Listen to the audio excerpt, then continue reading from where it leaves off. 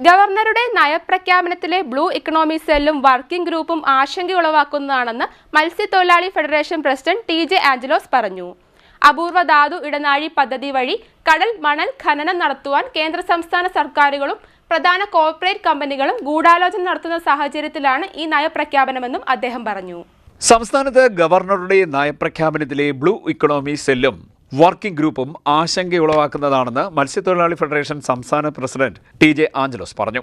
അപൂർവ ധാതു ഇടനാഴി പദ്ധതി വഴി കടൽ മണൽ ഖനനം നടത്തുവാൻ കേന്ദ്ര സംസ്ഥാന സർക്കാരുകളും പ്രധാന കോർപ്പറേറ്റ് കമ്പനികളും ഗൂഢാലോചന നടത്തുന്ന സാഹചര്യത്തിലാണ് ഈ നയപ്രഖ്യാപനമെന്നും സംസ്ഥാന കമ്മിറ്റി യോഗം വിലയിരുത്തിയതായി പ്രസിഡന്റ് ടി.ജെ. ആഞ്ചലോസ് പറഞ്ഞു. തുറമുഖ വകുപ്പ് മുഖ്യമന്ത്രി കൈയടക്കിയതും ഫിഷറീസ് വകുപ്പ് കൈയടക്കുവാൻ പിടിവലി നടക്കുന്നതും ഇതിനുള്ള തെളിവാണെന്നും യോഗം വിലയിരുത്തിയതായി ടി.ജെ. ആഞ്ചലോസ് പറഞ്ഞു. തീരദേശത്തെ പ്രത്യേക ഹബ്ബാക്കുമെന്നും കേരളത്തെ തുറമുഖ നഗരമാക്കുമെന്നുമുള്ള സർക്കാർ പ്രഖ്യാപനങ്ങൾക്ക് പിന്നിൽ മണൽ ഖനനമാണ് ലക്ഷ്യമെങ്കിൽ അതിനെ ശക്തമായി എതിർക്കുമെന്നും ആഞ്ചലോസ് പറഞ്ഞു. CDNet news, Kayamkulam.